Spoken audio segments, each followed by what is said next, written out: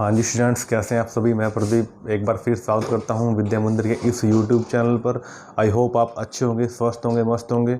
जैसा कि हम हिस्ट्री अपनी कर रहे हैं और हिस्ट्री में आपको मैं हिस्ट्री के एक बेहतरीन पार्ट एंशिएंट हिस्ट्री करा रहा हूँ और उसमें मैंने आपको सिंधु घाटी सभ्यता के बारे में ऑलमोस्ट काफ़ी इंपॉर्टेंट बातें कराई हैं। ठीक है, हमारे भारत की पहली सभ्यता जो थी उसके बारे में आपको मैंने सारे के सारे महत्वपूर्ण जो पॉइंट हैं वो लिखवाए हैं। आई होप आपने वो सारी की सारी वीडियोस देखी होंगी। तो लास्ट वीडियो में आपको मैंने बताया था कि इस जो सभ्यता था इसका अंत कैसे हुआ था।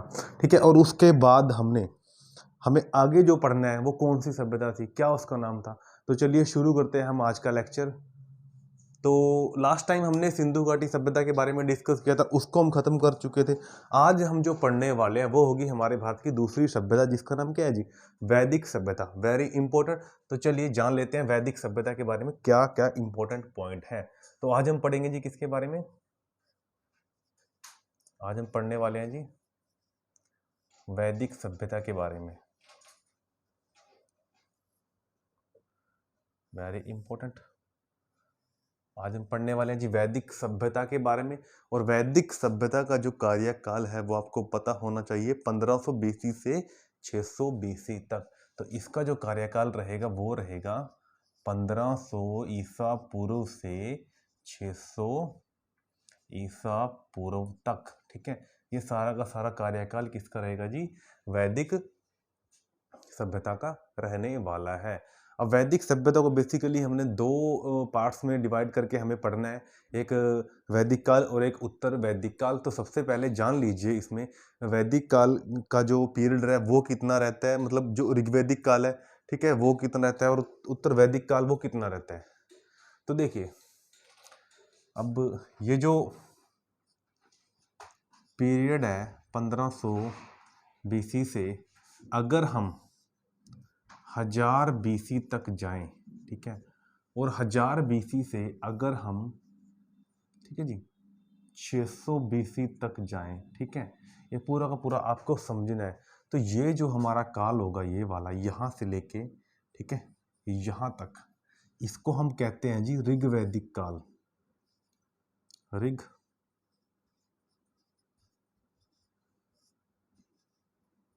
ठीक है, ये क्या होगा जी हमारा, ये होगा हमारा ऋग्वैदिक काल। इसमें जो हम बात करेंगे, पढ़ेंगे, हमारे सबसे पुराने वेद ऋग्वेद, ठीक है, ठीक है ना, हमारा जो सबसे पुराना वेद है जिसका नाम क्या है जी ऋग्वेद, उसकी रचना इसी टाइम पीरियड के दौरान की गई है, ये हम पढ़ने वाले हैं। उसके बाद जो हमारा टाइम पीरियड ये रहेगा, ठीक है, ये कहलाता है जी उत्तर वैदिक काल। ठीक है जी, ये जो हमारा पीरियड है ये क्या कहलाता है जी, ये कहलाता है उत्तर वैदिक काल। आई होप आपको इतना समझ आया होगा। ठीक है, तो जी पहला है हमारा 1500 बीसी से 1000 बीसी, इसमें ऋग्वैदिक, ठीक है, ऋग्वैदिक काल इसे बोला जाता है और सबसे पुराने वेद ऋग्वेद की रचना इसमें मानी जाती है। ठीक है, और बाकी जो हमारे वेद रहेंगे, ठीक है, तो हम इनके बारे में लिख लेते हैं। ठीक है, तो इसमें सबसे पुराने या प्राचीनतम वेद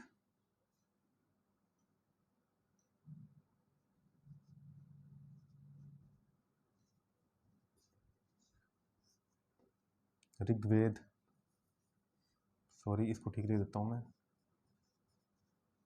ऋग्वेद की रचना मानी जाती है।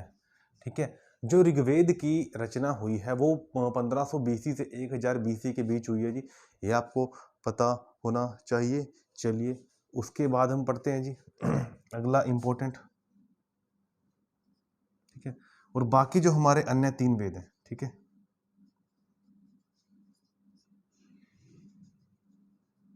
अन्य 3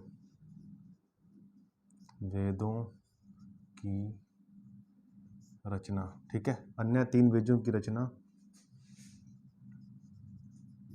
इसमें मानी जाती है। ठीक है, ये आपको पता होना चाहिए।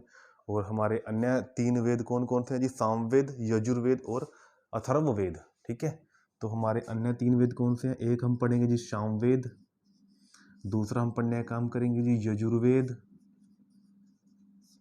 और तीसरा हम क्या करेंगे जी अथर्ववेद।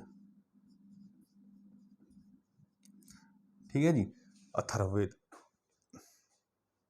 तो बाकी जो हमारे ये 3 वेद हैं इनकी रचना इसमें मानी जाती है, ये आपको पता होना चाहिए।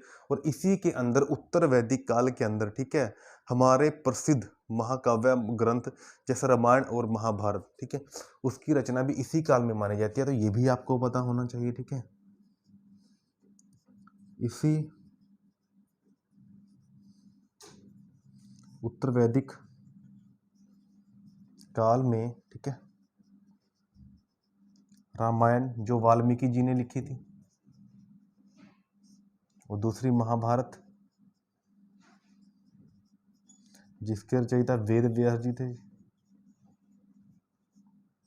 ठीक है, इसी उत्तर वैदिक काल में रामायण जिसकी रचना वाल्मीकि जी ने की थी, ठीक है, महाभारत जिसकी रचना वेद व्यास जी ने की थी, की रचना मानी जाती है। तो सबसे पहले तो आपको ये समझना है, ठीक है, जो हमारा वैदिक सभ्यता है वो 1500 बीसी से 600 बीसी तक है। ठीक है, उसके बाद इसको फर्दर हमने 2 भागों में डिवाइड कर लिया। एक टाइम पीरियड 1500 से 1000 तक, और 1000 से 600 बीसी तक। जो हमारा 1500 बीसी से 1000 तक का समय है उसे बोलते हैं ऋग वैदिक काल। और इसी में हमारे सबसे पुराने, सबसे प्राचीनतम वेद की रचना की थी जी, जिसका नाम क्या है जी, ऋग्वेद। जिसका नाम क्या है, ऋग्वेद। उसके बाद दूसरा पॉइंट जो हमारा होगा 1000 बीसी से 600 बीसी तक, इसे बोलते हैं उत्तर वैदिक काल। और इसमें क्या, बाकी अन्य जो हमारे वेद थे, सामवेद, यजुर्वेद, अथर्ववेद, ठीक है, इनकी रचना मानी जाती है। साथ में हमारे 2 महाकाव्य ग्रंथ रामायण और महाभारत, वाल्मीकि जी ने रामायण लिखी और महाभारत वेद व्यास जी ने लिखी। ठीक है, इनकी रचना भी इसमें मानी जाती है। आई होप आपको इतना समझ आया होगा। चलिए और बातें जानते हैं जी। ठीक है, वैदिक काल में क्या क्या है। तो हम सभी को पता है जी 1500 बीसी में, ठीक है, जो ये 1500 बीसी है, इसमें भारत के अंदर जो आगमन हुआ था वो किन का हुआ था? वो हुआ था जी आर्यों का। ठीक है, तो चलिए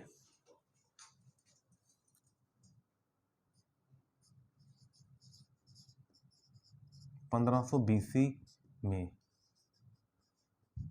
भारत में आर्यों का आगमन हुआ, ये आपको पता होना चाहिए। 1500 बीसी में, ठीक है, आर्यों का आगमन हुआ जी। ठीक है, और आर्य का मतलब भी क्या होता है? और यहाँ पे जो आर्य वर्ड है, ठीक है, और हमारे भारत का नाम भी इन्हीं के नाम पर पड़ा है। यहाँ पर जो आर्य का अर्थ है, आर्य का अर्थ क्या होता है जी, ये भी आपको पता होना चाहिए। ये होता है जी श्रेष्ठ। आर्य का अर्थ होता है जी श्रेष्ठ। ठीक है, तो ये भी आपको पता होना चाहिए। तो 1500 बीसी में जो आए थे हमारे भारत में, वो आर्यंस आए थे। और इस आर्यंस को आने में जो थ्योरी दी गई है, अलग अलग हमारे जो इतिहासकार हैं उन्होंने अलग अलग बताया कि कहाँ से आए हैं। तो सबसे पहले अगर हम जाने मैक्स म्यूलर, जिनका सबसे वैलिड, ठीक है, वैलिड तथ्य माना जाता है, तो मैक्स म्यूलर के अनुसार आर्य मध्य एशिया से आए थे। ठीक है, तो ये भी आपको पता होना चाहिए। मैक्स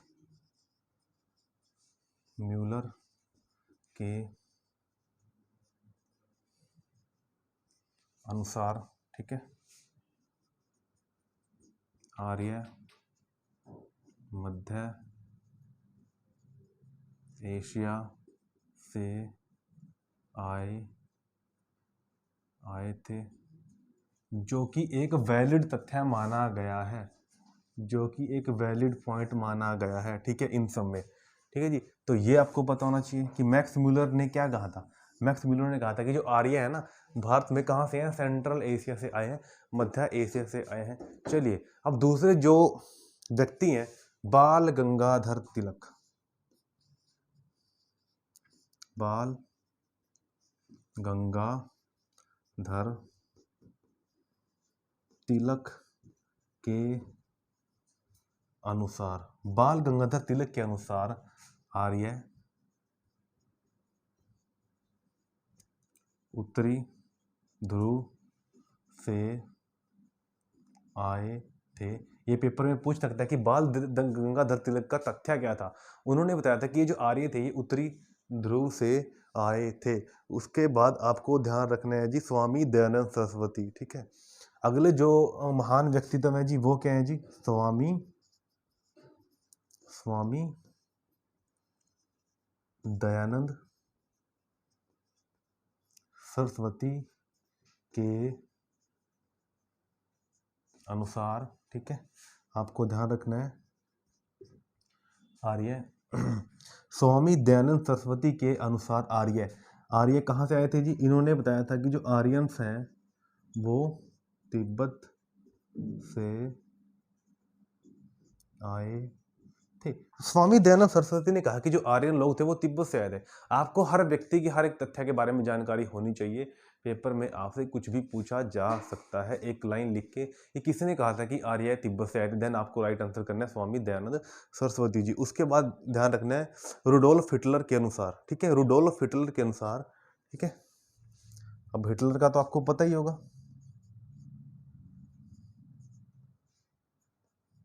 रुडोल्फ हिटलर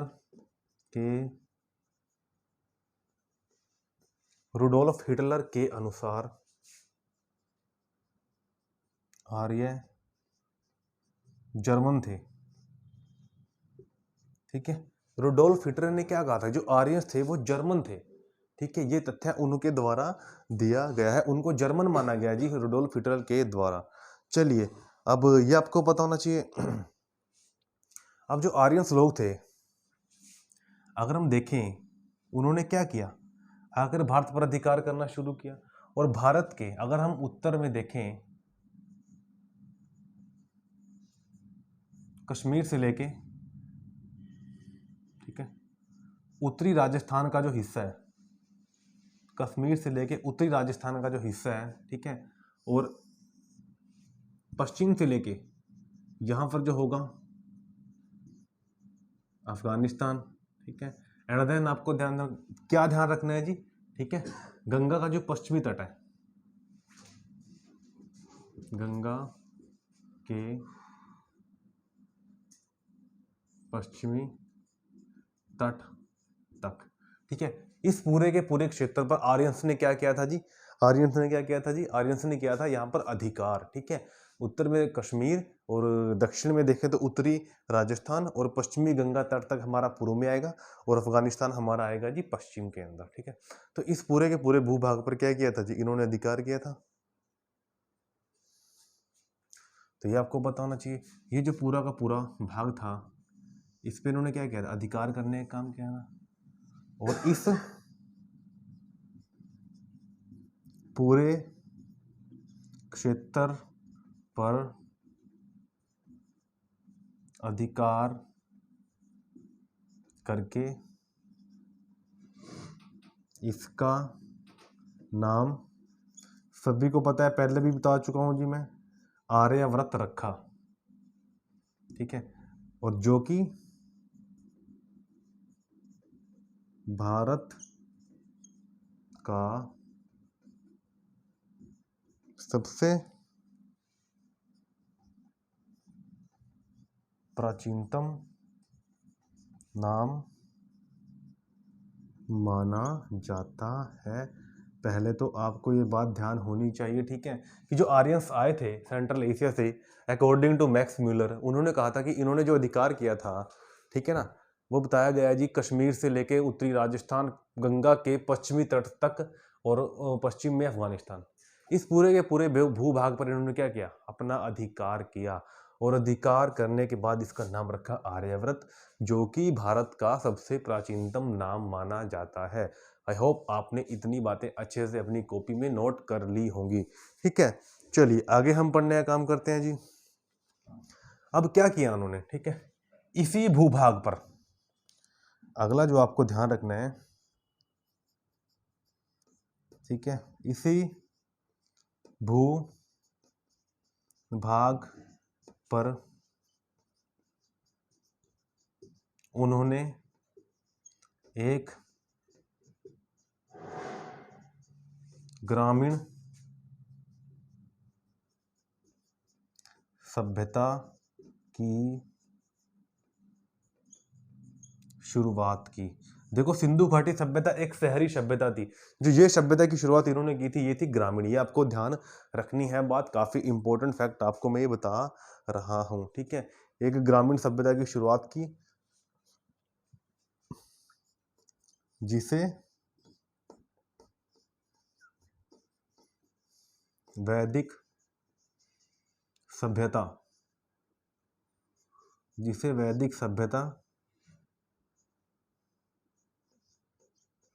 कहा जाता है।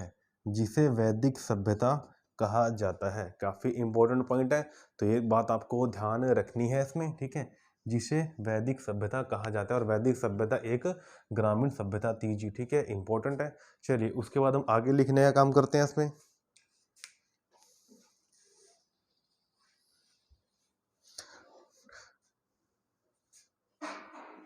चलिए मैं बोर्ड साफ कर देता हूँ। तो यह एक ग्रामीण सभ्यता थी, ठीक है, और सिंधु घाटी सभ्यता हमारी क्या थी, एक शहरी सभ्यता थी, ठीक है। और वैदिक शब्द बना है वो किससे बना है, वो बना है वेद से। और वेद का मतलब ही क्या होता है, वेद का मतलब होता है जी ज्ञान, ठीक है। तो वैदिक सभ्यता की इन्होंने शुरुआत की। चलिए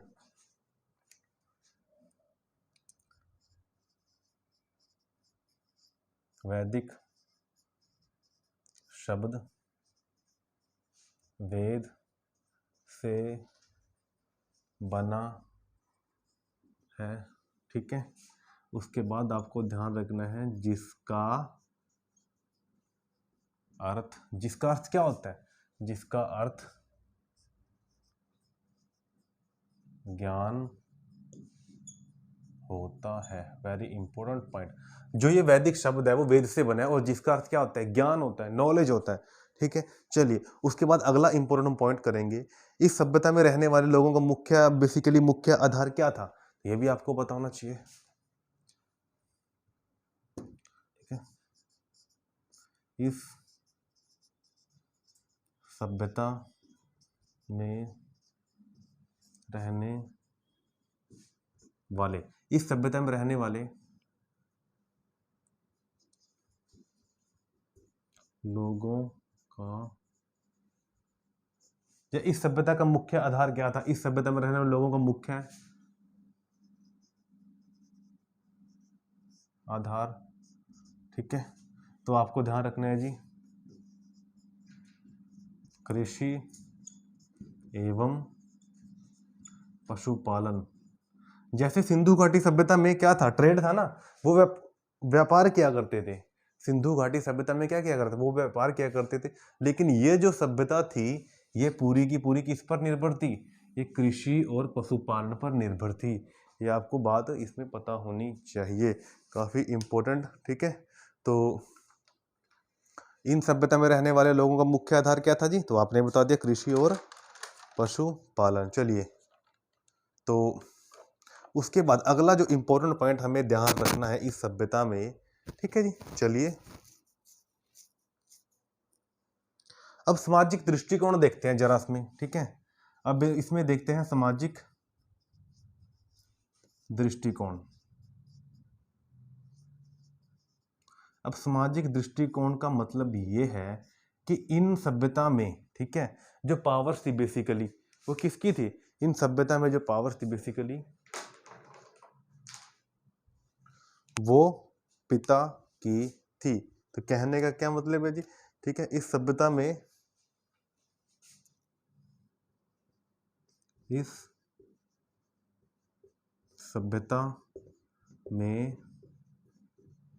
पिता को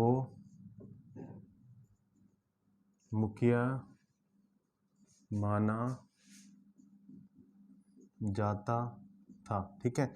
वेरी इंपॉर्टेंट पॉइंट, इस सभ्यता में पिता को परिवार का मुखिया, ठीक है, माना जाता था। तो ये बात आपको ध्यान रखनी है। इसलिए हम कह सकते हैं इस सभ्यता के परिवार पितर सत्तात्मक, ठीक है। तो इसलिए हम कह सकते हैं जी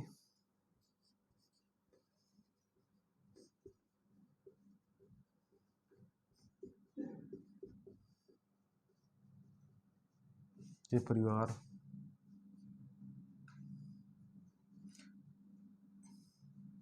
पितर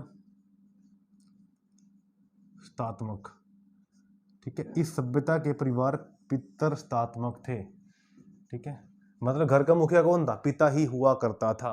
वेरी इंपॉर्टेंट पॉइंट, ये बात आपको ध्यान रखनी है, ठीक है। और हमारा जो सबसे प्राचीनतम वेद है, ठीक है, इसलिए एक बात आपको मैं और बताते हुए चलूंगा जी। इसलिए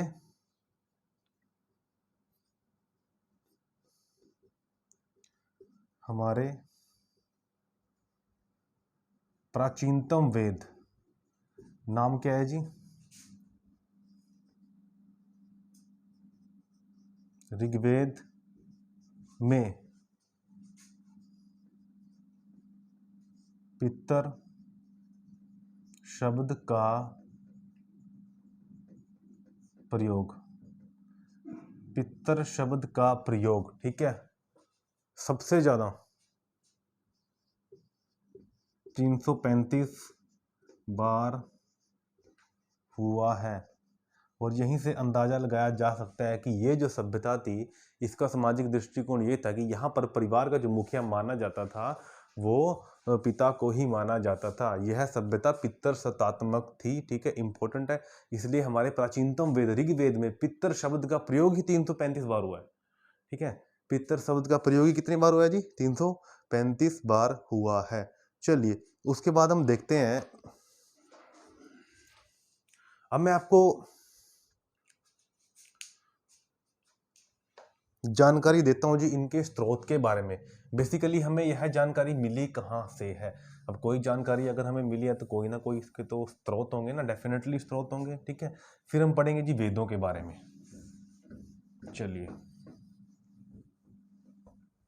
तो अब आपको मैं बताता हूँ बेसिकली इसके जो स्रोत थे, ठीक है, इसके जो बेसिकली स्रोत हैं, इस सभ्यता के स्रोत, कि हमें इसकी जानकारी बेसिकली मिली कहाँ से है।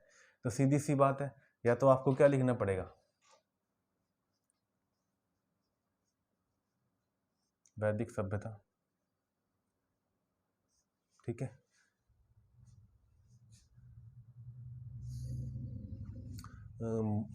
माफी चाहता हूँ, यहाँ पर आपको लिखना पड़ेगा वैदिक साहित्य, ठीक है। या तो वैदिक साहित्य, वहां से इनकी जानकारी मिली है।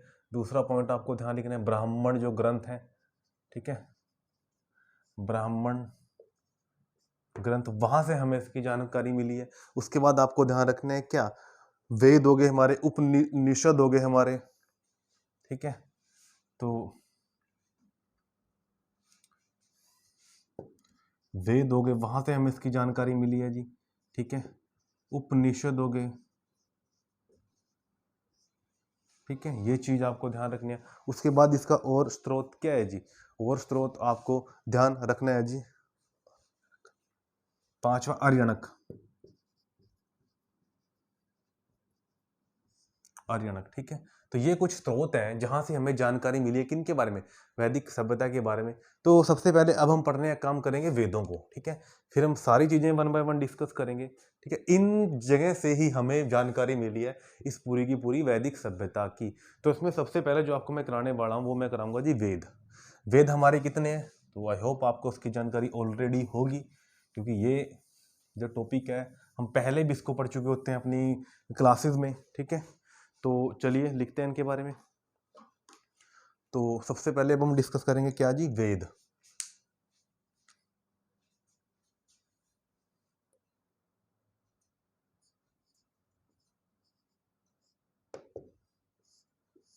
ठीक है, तो वेदों की संख्या कितनी है जी हमारी, ये आपको बताना चाहिए। वेदों की संख्या 4 है। वेदों की संख्या क्या है जी? 4 है। सारे के सारे डिस्कस हम करेंगे। तो चलिए, सबसे पहला जो वेद है उसके बारे में पढ़ने का काम हम करते हैं। तो सबसे पहला और सबसे प्राचीनतम जो वेद होगा हमारा वो होगा ऋग्वेद, ठीक है। तो जान लेते हैं ऋग्वेद के बारे में। तो सबसे पहले हम पढ़ेंगे जी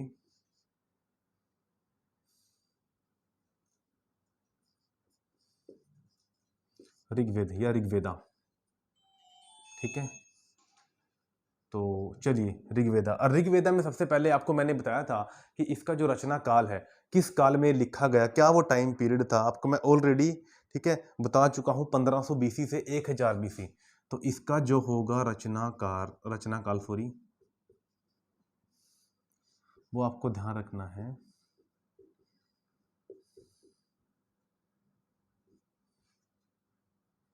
1000 बीसी। और दूसरी बात क्या लिखना है जी,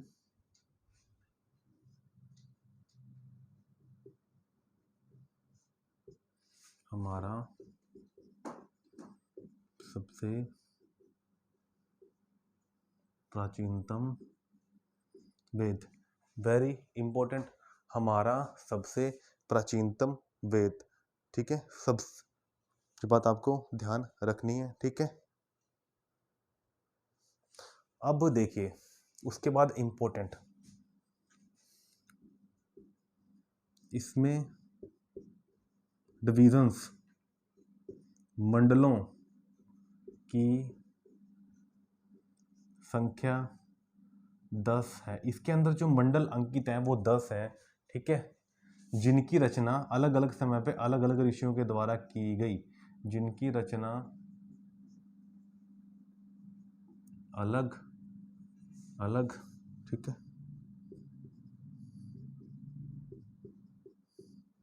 ऋषियों के द्वारा अलग अलग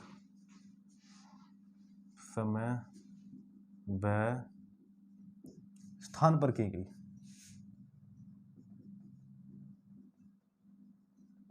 ठीक है, आई होप आपको इतनी बातें समझ आ रही होंगी। ऋग्वेद के बारे में सबसे पहले हम डिस्कस करेंगे जी। और ऋग्वेद काल का रचना काल आपको पता होना चाहिए 1500 बीसी से 1000 बीसी, हमारा सबसे प्राचीनतम वेद। इसमें जो मंडलों की संख्या है वो 10 है, जिसकी रचना अलग अलग ऋषियों के द्वारा अलग अलग समय पर व स्थान पर की गई है। तो ठीक है, चलिए अब आपको एक बात और ध्यान रखनी है। अब मैंने एक बात ये बोली है कि इसमें मंडलों की संख्या 10 है, अब अलग अलग समय पे अलग अलग ऋषियों के द्वारा की गई है। तो इन सभी मंडलों को, जितने भी ये मंडल थे 10 मंडल थे, इनको संकलित करने का काम किनके द्वारा किया गया और कब किया गया। ठीक है, तो ये बात आपको जरा ध्यान रखनी है। तो चलिए अगला इंपॉर्टेंट, तो आपको ध्यान रखना है उत्तर वैदिक काल में। और उत्तर वैदिक काल आपको मैंने शुरू में बता रखा है, उसका टाइम पीरियड क्या होगा। उत्तर वैदिक काल में ठीक है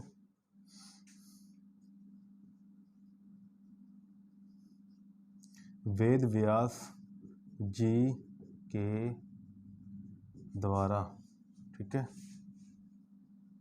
इन सभी मंडलों को असेंबल या संकलित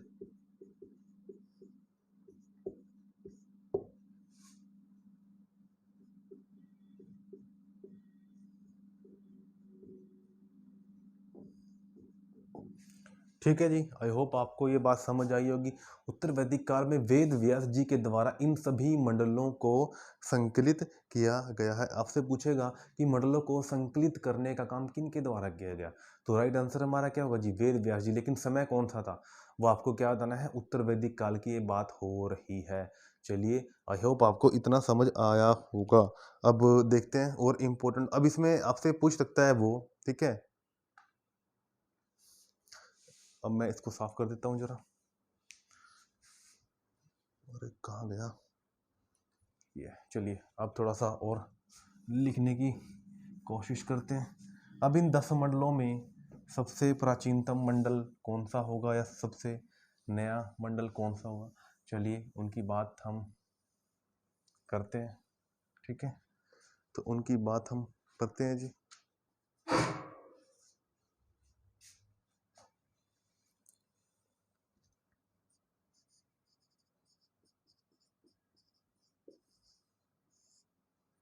सॉरी, यहाँ पे आपको ध्यान रखना है ऋग्वेद।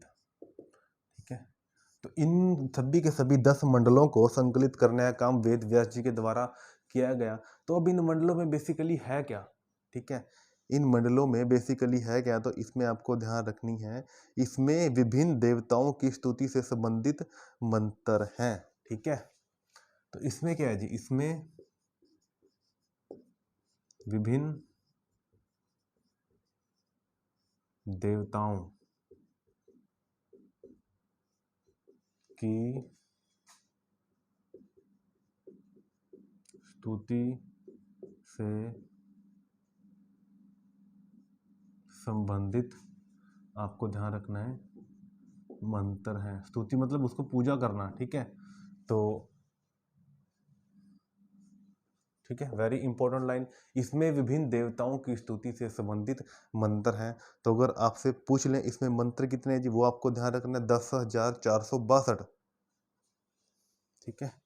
तो ऋग्वेद में मंत्र अगर आपसे पूछ ले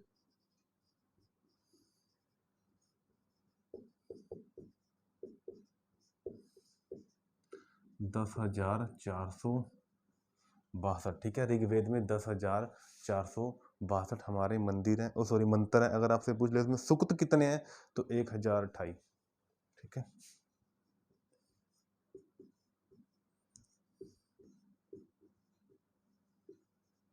तो ये आपको पता होना चाहिए, ठीक है। तो इसमें विभिन्न देवताओं की स्तुति से संबंधित क्या है मंत्र है, और इसमें अगर आपसे पूछ ले मंत्रों की संख्या, देन आपको क्या करना है जी, 10,462 इज द राइट आंसर। उसके बाद आपसे पूछ सकता है वो सबसे प्राचीनतम मंडल कौन सा है, ठीक है। तो इसमें सबसे प्राचीन 10 में से, ठीक है, सबसे प्राचीनतम मंडल, तो सबसे प्राचीनतम मंडल आपको पता होना चाहिए जी कौन सा है, तो वो है आपका 2 से 7,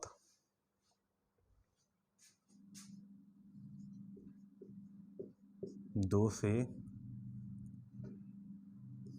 7, 2 से जो 7 हैं, 2 से 7 क्या है सबसे प्राचीनतम मंडल है। उसके बाद आपसे पूछा जा सकता है, ठीक है, नवीनतम मंडल क्या है जी, ठीक है।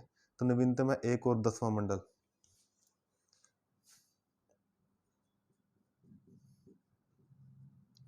नवीनतम मंडल जो नए हैं बिल्कुल 1 और 10वां मंडल, ठीक है। जो नए मंडल है, नवीनतम मंडल है, वो कौन कौन से हैं जी, 1 और 10वां मंडल। आई होप आपको इतना समझ आ रहा होगा। चलिए उसके बाद आपसे पूछ सकता है, ठीक है, इसका जो तीसरा मंडल है वो काफ़ी इम्पोर्टेंट है, ठीक है। चलिए उसके बारे में पढ़ने का काम करते हैं। इसका जो हमारा तीसरा, ठीक है, इसका जो हमारा तीसरा जो मंडल है वो काफ़ी इम्पोर्टेंट है। चलिए उसके बारे में हम पढ़ने का काम करते हैं। तीसरा मंडल,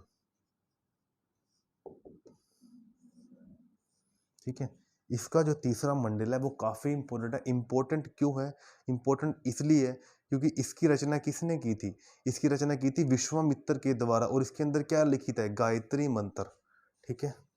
अब इसकी जो रचना थी ऋषि विश्वामित्र जी के द्वारा की गई थी,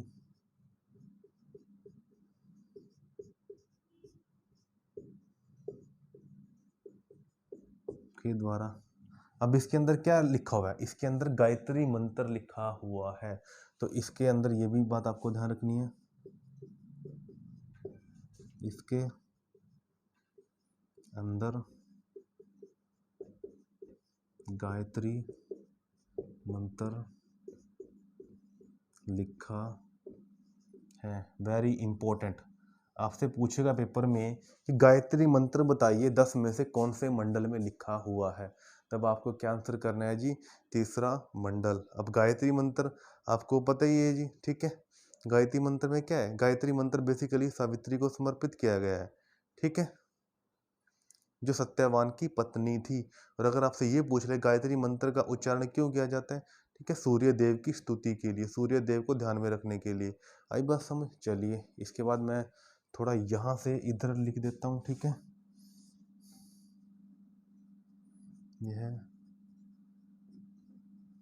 गायत्री मंत्र, ठीक है, यह है गायत्री मंत्र। सावित्री को समर्पित है। सावित्री कौन थी जी, ध्यान आपको रखना है, सत्यवान की पत्नी, ठीक है, सत्यवान की पत्नी थी जी सावित्री, इन्हीं को समर्पित है यह गायत्री मंत्र। और गायत्री मंत्र का जाप क्यों किया जाता है, उच्चारण क्यों किया जाता है, तो ये भी आपको पता होना चाहिए।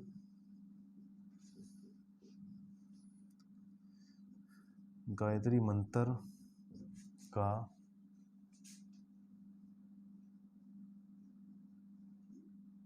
गायत्री मंत्र का उच्चारण, ठीक है, गायत्री मंत्र का उच्चारण सूर्य को स्तुति देने के लिए किया जाता है, ठीक है। इस गायत्री मंत्र का जो उच्चारण है वो सूर्य को स्तुति देने के लिए किया जाता है। काफ़ी इम्पोर्टेंट पॉइंट, ये भी आपको पता होना चाहिए, सूर्य देव को स्तुति के लिए। उसके बाद दूसरा जो हमारा मंडल रहेगा वो आपको ध्यान रखना है, 10वां, काफ़ी इम्पोर्टेंट, ठीक है। तो 10वां जो मंडल रहेगा वो भी काफ़ी इम्पोर्टेंट है, ठीक है। चलिए लिखते हैं 10वां मंडल।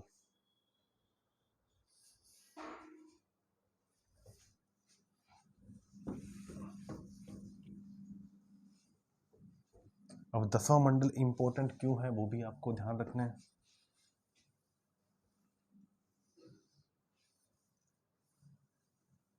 ठीक है, चलिए 10वां मंडल हम लिख लेते हैं जी।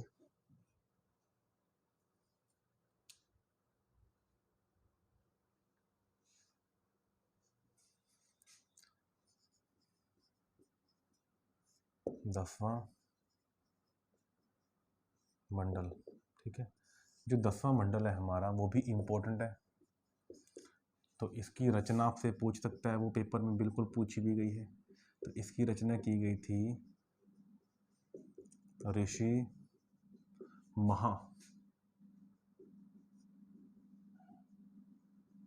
ऋषि महाशुक्त के द्वारा, ठीक है। इसकी रचना की गई थी ऋषि महाशुक्त्य के द्वारा, ठीक है। और दूसरी बात आपको ध्यान रखनी है, इसी मंडल के अंदर मनुष्य की वर्ण व्यवस्था का उल्लेख, ठीक है। इसी मंडल के अंदर मनुष्य की वर्ण व्यवस्था का उल्लेख, ध्यान आपको रखना है जी, किया गया है।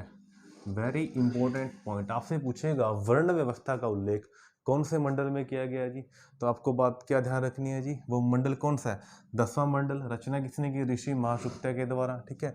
इसी मंडल के अंदर मनुष्य की वर्ण व्यवस्था का उल्लेख किया गया है। अब वर्ण आप सभी जानते ही हो, ठीक है। तो एक आप वर्ण पढ़ते होंगे जी,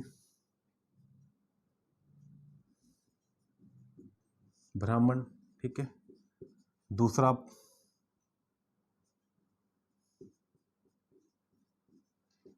क्षत्रिय, तीसरा वैश्य, और चौथा वर्ण कौन सा है जी, शूद्र, ठीक है। तो ये जो वर्ण व्यवस्था है हमें बताई गई है कौन से मंडल में, ठीक है। ये बताई गई है जी 10वें मंडल में। ऋग्वेद में टोटल 10 मंडल है। अब 10वें मंडल में क्या, ऋषि महाशुक्त्य के द्वारा रचना की गई वर्ण व्यवस्था के बारे में हमें बताया है, ठीक है। ये बात आपको पता होनी चाहिए। ब्राह्मण क्या करेगा जी, ठीक है, मंदिरों में पूजा करेगा, भगवान की आराधना करेगा जी। दूसरा क्षत्रिय क्या काम करेगा जी, ठीक है, रक्षा के काम करेगा। और वैश्य क्या काम करेगा जी, वैश्य काम क्या करेगा, ये आपको पता होना चाहिए, ठीक है। व्यापार बेसिकली सारा का सारा इन्हीं के अंडर आता है। और शूद्र क्या है जी, शूद्र वो है जो इन तीनों की सेवा करेंगे, ठीक है। शूद्र क्या है जी, जो इन तीनों की सेवा करेंगे। इसी वर्ण व्यवस्था का जो उल्लेख है बेसिकली, ठीक है, किस मंडल में है, इस मंडल में है। इनके बारे में हम आगे भी डिस्कस करेंगे। चलिए और हम पढ़ने का काम करते हैं, आगे हम पढ़ने का काम करते हैं जी, इम्पोर्टेंट, ठीक है। और ये भी आपको मैं बता दूं, ठीक है, संसार का जो रचयिता माना जाता है ब्रह्मा जी माने जाते हैं, ठीक है। ब्रह्मा जी के जो सर हैं उनसे ब्राह्मणों का क्या हुआ जी, ठीक है, उद्गम हुआ है। और बाजुओं से आपको पता होना चाहिए क्षत्रिय है, और पेट से क्या हुआ जी, वैश्य है। और बताया जाता है कि उनके चरणों से जिनका, ठीक है, जन्म हुआ है वो कौन है जी, शूद्र। तो आई होप आपको ये बातें समझ आ गई होंगी। चलिए और हम पढ़ने का काम करते हैं, इसमें इंपॉर्टेंट बातें।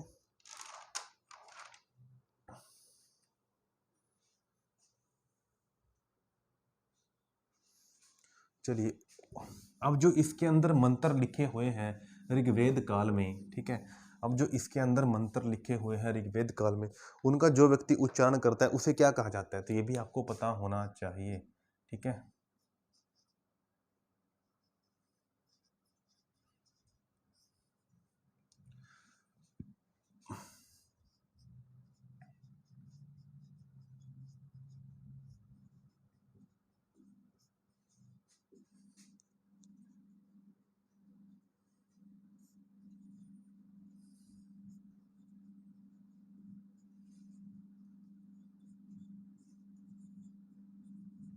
ठीक है जी, ऋग्वेद में लिखित मंत्रों का उच्चारण करने वाले व्यक्ति को क्या कहा जाता है जी, वो कहा जाता है जी होत्री या फिर होता। वेरी इंपॉर्टेंट, ठीक है। क्या कहा जाता है जी, पहला आपको मैं यहाँ पर लिख देता हूँ, या तो होत्री या फिर आपको देखने को मिलेगा होता, ठीक है। दोनों ही वेरी इंपॉर्टेंट है। ऋग्वेद में लिखित जो मंत्र है बेसिकली, ठीक है, विभिन्न देवताओं के, उनकी स्तुति के लिए उनके मंत्र करने वाले को क्या बोलते हैं जी, हम उनको बोलते हैं होत्री या होता। ये भी पॉइंट आपको इसमें ध्यान रखना है। उसके बाद, ठीक है, आगे आपको मैं बता देता हूँ ऋग्वेद के अंदर जो ब्राह्मण ग्रंथ हैं बेसिकली, ठीक है, वो कौन कौन से हैं ये भी आपको पता होना चाहिए, ठीक है। चलिए इसके बाद हम पॉइंट लिखते हैं,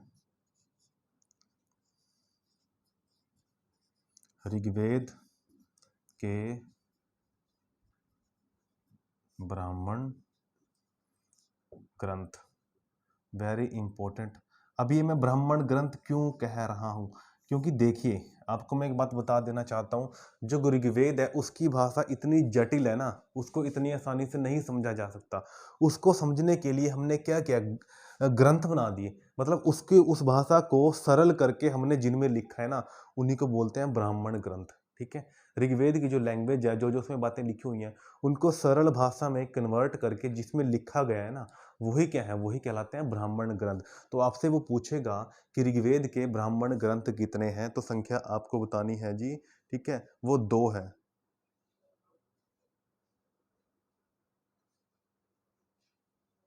ठीक है। तो वो 2 हैं जी। तो एक का नाम क्या है जी, चलिए आप इसमें लिख लो, ऋग्वेद की भाषा को सरल बनाकर, ठीक है, जिन ग्रंथ में लिखा गया, ऋग्वेद की भाषा को सरल बनाकर जिन ग्रंथ में लिखा गया, तो वो पहला ग्रंथ ब्राह्मण ग्रंथ क्या होगा जी, वो होगा ऐत्रेय, वो होगा जी ऐत्रेय, ठीक है। एंड देन दूसरा क्या होगा जी, दूसरा आपको ध्यान रखना है क्या, कोशीतकी, दूसरा आपको ध्यान रखना है कोशीतकी, वेरी इंपॉर्टेंट पॉइंट है, ठीक है। चलिए दोनों के दोनों ब्राह्मण ग्रंथ आपको ध्यान रखने हैं, काफ़ी इंपॉर्टेंट पॉइंट है ये। चलिए ऐत्रेय, और ऐसे ही आपको मैं आगे भी बताऊंगा जब अलग आपको मैं कराऊंगा, जैसे सामवेद हो गया, यजुर्वेद हो गया, ठीक है। तो देखिए अब थोड़ी जानकारी लेते हैं जी नदियों के बारे में, ठीक है।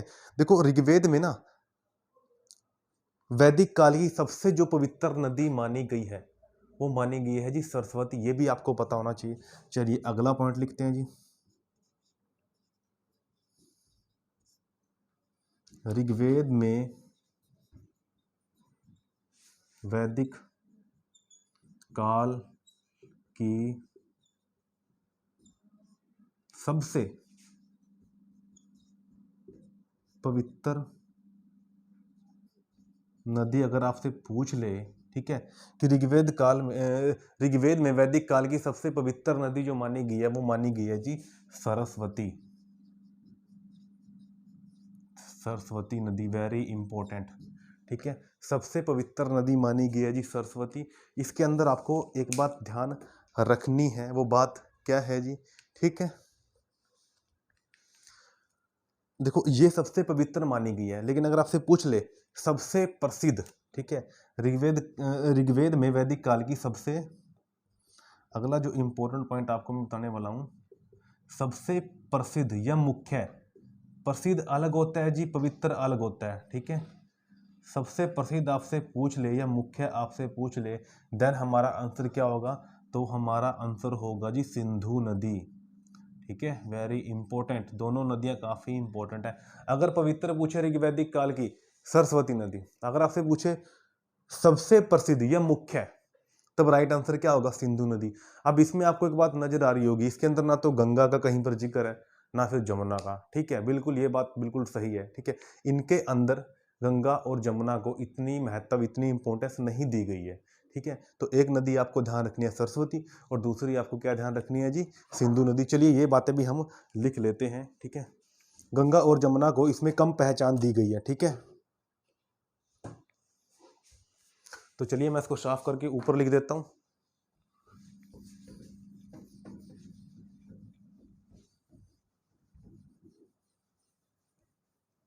तो चलिए यहां पर लिखते हैं,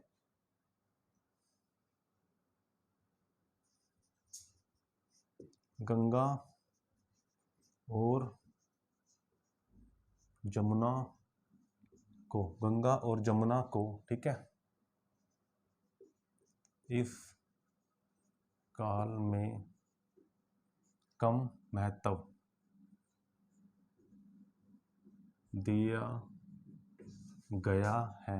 और इसका अंदाजा हम कैसे लगा सकते हैं, गंगा का जिक्र सिर्फ एक बार है, ठीक है, ये बात हम कैसे कह सकते हैं, क्योंकि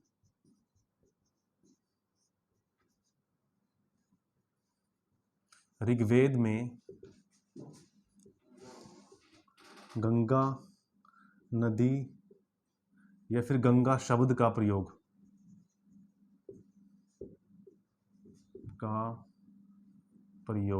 ठीक है, मात्र एक बार हुआ है, सिर्फ एक बार गंगा का प्रयोग हुआ है इस ऋग्वेदिक काल में, किस नाम से, गौरा के नाम से, ठीक है, और आपको बताइए गंगा का दूसरा नाम क्या है, गौरा के नाम से, ठीक है, और दूसरा पॉइंट आपको क्या ध्यान रखना है, ठीक है,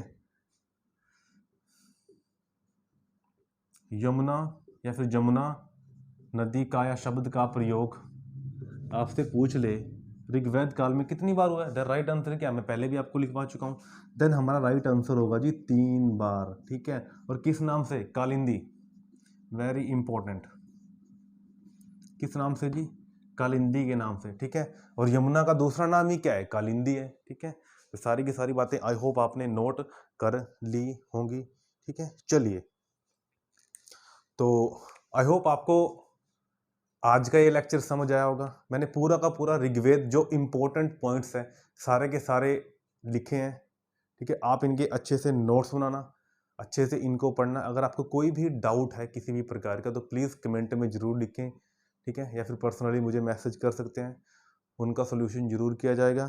तो मिलते हैं नेक्स्ट वीडियो में, हमारे इस चैनल को आप सब्सक्राइब जरूर करें, ज़्यादा से ज़्यादा शेयर करें, वीडियो अच्छी लगे तो उसे लाइक भी जरूर करें। चलिए मिलते हैं नेक्स्ट वीडियो में, थैंक यू सो मच।